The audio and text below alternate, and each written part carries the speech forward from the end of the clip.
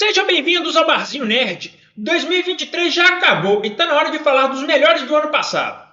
Então puxa uma cadeira, senta aí com a gente e bora falar das melhores animações de 2023.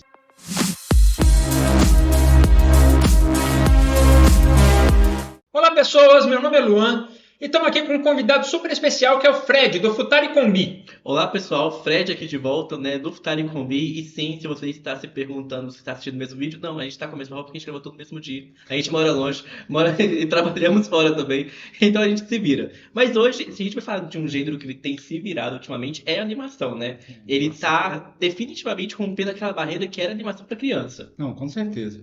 E em 2023 a gente teve muitas animações muito boas, né? Aqui a gente até nem não tá falando de todas, por isso que a gente separou 5 animações que foram as melhores na nossa opinião. Levando em consideração que a nossa opinião também é um consenso, porque tem votação tanto da equipe do Futari quanto do Barzinho Nerd e também do Nerd 40 e da equipe do Vi dos Filmes. Isso aí. Então, para começar, quer começar, Fred? Sim, a gente vai começar com Digimon digitais, eles são campeões, apesar de que temos... O Werner, ele sempre preferiu o Pokémon. Um dia eu tava na casa dele, comecei a cantar Digimon, digitais. Ele quase que me deu um soco. Sério? Porque eu falei que Digimon são campeões. Ele falou, não, campeões são os Pokémon. Assim, Eu devia ter uns 6 anos. a franquia mais valiosa do mundo é Pokémon, você sabe, né? Como a gente não teve um filme de Pokémon nesse ano, a gente vai ter que falar de Digimon. Então vamos falar Não, de ficou ruim, né? Ficou um pouco pejorativo, coitado. Mas Digimon, gente, o filme é bom. É claro que a gente tem algumas ressalvas, né?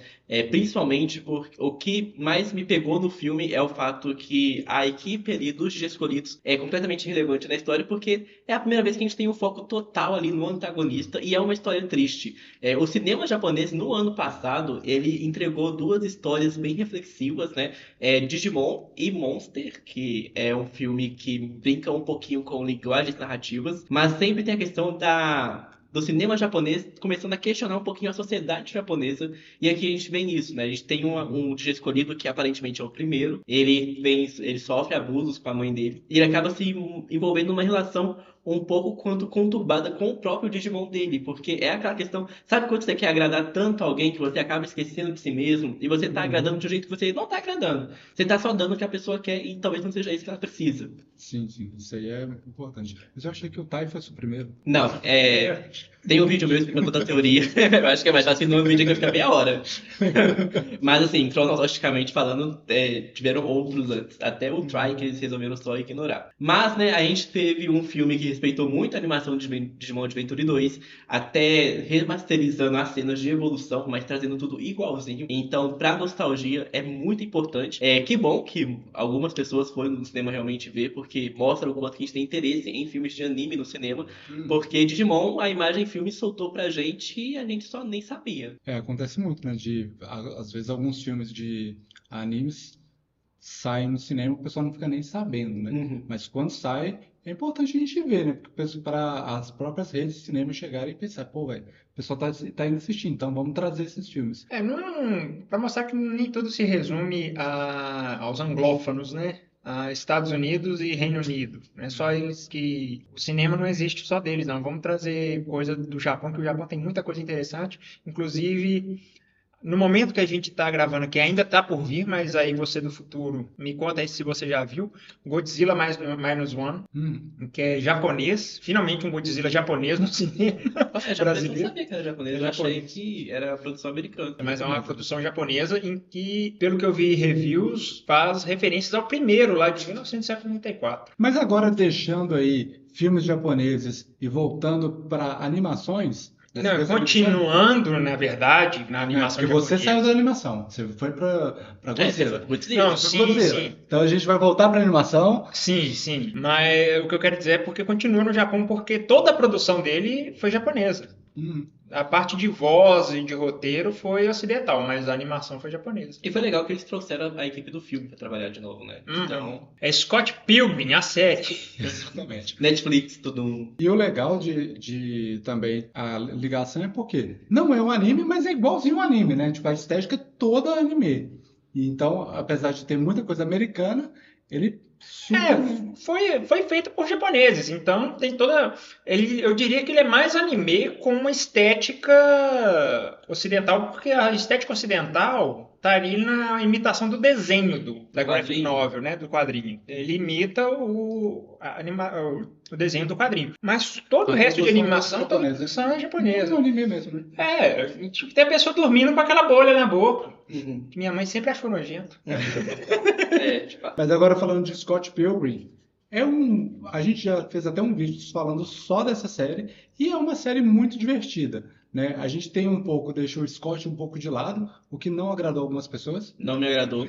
Eu acho sacanagem enquanto o personagem, tipo assim, a série é o nome do personagem principal e ele some por mais da metade da série. Mas Mad Max é com a Furiosa. Por que o Scott Pilgrim não pode ser com a Ramona? Eu não gostei de Mad Max. O Peito tá válido ainda. Inclusive vai ter o filme da Furiosa, diga-se de passagem. Mesmo o Fred não tendo gostado, nós dois aqui gostamos bastante. Muito, eu ri a beça. É uma série muito divertida. E tem várias coisas uma das coisas mais interessantes é que parece que tu vai seguindo a mesma história do filme, só que depois muda tudo. completamente. O primeiro episódio é o filme. Com algumas poucas mudanças ali em colocar o ponto de vista do vilão, Uhum. né? Que uma ou duas cenas, isso, mas o resto é tudo o filme. Igualzinho, né? E aí depois. Eu já tava começando assim, poxa, velho, eu vou assistir o filme de novo. Uhum. Aí de repente. Muda tudo. E então, a gente tem um trabalho ali que lembra muito o What If, né? Tipo, o que aconteceria se o Scott não ganhasse a primeira luta? Mas eu acho que, na verdade, as HQs seguem essa linha, né? Foi o filme que deu a vitória pra encurtar a narrativa. Porque o filme foi lançado antes do final da HQ. É aquele problema de Game of Thrones. Ah, tá. Mas o filme também. O filme, pelo menos, não teve um final tão discutível, tão ruim quanto o Game of Thrones. O cara chegando e pegou duas coisas. O Scott pegando lá a segunda vida. Aquilo lá foi ótimo. E depois, Scott gains the power of love. O poder do amor. Aí vai tirar aquele espadão. Aquilo foi ótimo. Bom, então agora que a gente já falou dessa animação, a gente vai continuar na Netflix, mas falar de outra. Agora não é japonesa, né? A animação não é japonesa, mas tenta imitar a estética japonesa.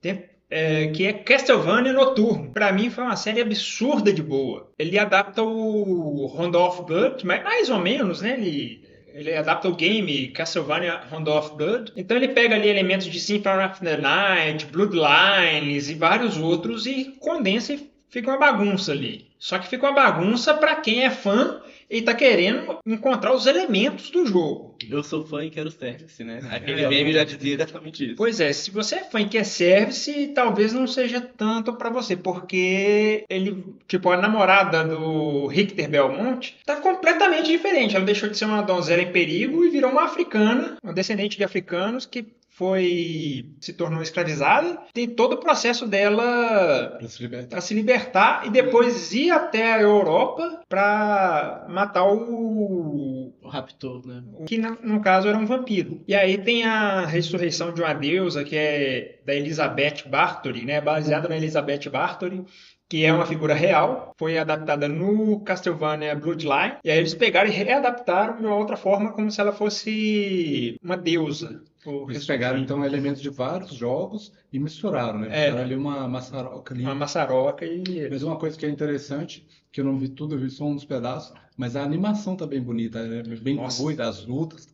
Eles continuaram com o estilo de animação e de desenho, que foi o primeiro, que é tentando imitar mais ou menos a arte da Ayami Kojima, que era a ilustradora oficial dos games. Muito bom, assistam. E é uma animação bem adulta, não assistam com crianças, tem muito palavrão. E depois tem mais um tiquinho. E violento, bastante violento, com uns toques de gore, assim. Mas vale a pena, é muito bom, a história é bem fluida, bem legal. E já que você falou da questão da arte, né, de ser bem bonito, a gente pode já fazer um link com o próximo da lista, que já é a segunda vez que está aparecendo nas nossas listas aqui, que é Homem-Aranha através do Aranhaverso. É uma obra de arte, né, diga-se de passagem ali, tem cenários ali que são muito bem feitos, a animação, ela realmente conseguiu revolucionar, conseguiu superar o primeiro filme, então é claro que tem que estar ali também nessa lista de melhores animações do ano, né? Até porque ela se tornou um exemplo de animação a ser seguido, né? Então, a gente já teve, como comentou, indicados ao Oscars que estão praticamente emulando o Homem-Aranha através do universo. Não, e o incrível é que eles estão fazendo isso, eles estão inovando ao mesmo tempo em que abraçam o antigo, porque é uma mistura de 2D com 3D, né? O Wish tá vindo nessa pegada, né? O filme da Disney. Não sei exatamente qual que é a data que esse filme que a gente está lançando o vídeo, mas estava previsto agora para o mês de janeiro. Sempre muda de vez em quando, né? Uhum. Mas já é uma animação 3D com elementos de 2D. Que é uma coisa que eles têm feito, mas nesse filme eles misturaram assim, porque no primeiro filme o que que tinha? Tinha alguns elementos de 2D ali, né? Tipo, só alguns elementozinhos Uhum. e alguns personagens que eles puxavam muito pro 2D. Dessa vez tem o Dessa vez- Spider-Punk. Dessa vez tem o Spider-Punk, que é tipo assim, uma mistura de coisas ali nele, aquela arte que lembra jornal. E a gente tem cenários inteiros interagindo com personagens, todos Bom, com artes De diferentes, estilos de né? animação diferentes. Com estilos de animação diferentes. Então isso aí é o que deixou incrível. Porque antes já era legal você ver, por exemplo, o Homem-Aranha no ar junto com o Miles, mas agora você vê o Spider-Punk junto com o Miles, junto com a Gwen, em um cenário completamente diferente, igual quando eles vão lá para aquele cenário na Índia. E aí é tudo aquilo interagindo ao mesmo tempo. Aquilo aí ficou incrível, né? Uhum. Então a gente não poderia deixar de fora. E a gente saiu rapidinho da Netflix, mas já tá voltando aqui, porque a dona Netflix realmente ela lança muita produção, muito questionável, mas consequentemente também muita coisa boa, né? E a gente vai falar de Nimona, uns filmes que eu imagino vai estar na lista dos Oscars ali de melhor animação. Bom, em Nimona a gente tem um ser ali um pouco antropomórfico, na verdade um tanto antropomórfico, que ele, por mais que possa se assumir de diversas formas, ele prefere essa forma de Nimona. Só que aqui a gente tem um pouquinho de Shingeki no Kyojin também, porque a família real que controla ali a cidade vem de uma ideia de que pro lado de lá das muralhas tem uma série de monstros que são perigosos. E aqui a gente tem os Cavaleiros Reais, que eles não têm esse nome, mas eu acho bem mais bonito chamar desse jeito, que eles protegem o reino. E é aquele tipo de carreira que todo mundo quer. O seu primo passou em medicina, nesse mundo ele quer ser um Cavaleiro Real. E uma coisa que vai subvergendo as coisas um pouco é o quanto que dentro dessa estrutura feudal e tecnológica a gente tem o suposto melhor cavaleiro, nada de suposto, não, ele é realmente muito bom. Ele que ganha, ele é uma pessoa que veio do que seria a Peble. Então, o melhor cavaleiro não faz parte da nobreza, e era uma coisa que era vendido como um cargo só da nobreza. E melhora um pouquinho ainda, porque o melhor cavaleiro que venceu o campeonato e o melhor cavaleiro, que é o mais popular, eles são um casal também. Então já vai quebrando um punhado de expectativa ali logo no início. A Nimona já pode brincar também a questão dela sob forma de homem, de mulher toda hora, de baleia, de unicórnio, de um monstro das trevas. Então o filme brinca muito com aquela questão de como a gente se enxerga e como os outros enxergam a gente. E esse é um subtexto um tanto quanto interessante quando você para pensar de que ele tá ali fazendo o contrário de um monte de ideia que a gente tem, tanto de outras animações ou outras produções, a gente consegue entender o contexto, mas ele está apresentando personagens completamente diferentes. O sonho da Nimona é ser uma grande super vilã, porque, não super no caso, né, porque não é herói, mas ela quer ser uma vilã porque a Nimona escutou tanto ao longo da vida que ela é um monstro, que ela começou a acreditar que ela é um monstro. Ela quer fazer pegadinha, ela quer fazer maldade, pra ela meio que entregar pro pessoal o que o pessoal vê dela, pra ela ser aceita. Então é um subtexto bem mais interessante, bem mais bonito. É um filme um pouco longo para um padrão de animação, se a gente for colocar para comparar. Então, como a gente começou o vídeo aqui falando, né, tem animação que não é para criança. A Pixar mostrou pra gente isso. Nossa, não tem nenhum filme da Pixar na lista. O que teve da Pixar no ano passado? Mas a gente vê o quanto que coisas e outras. Léo também é recente na Netflix, brinca um pouquinho com isso da ideia do quase morte, o que você fez ao longo da sua vida.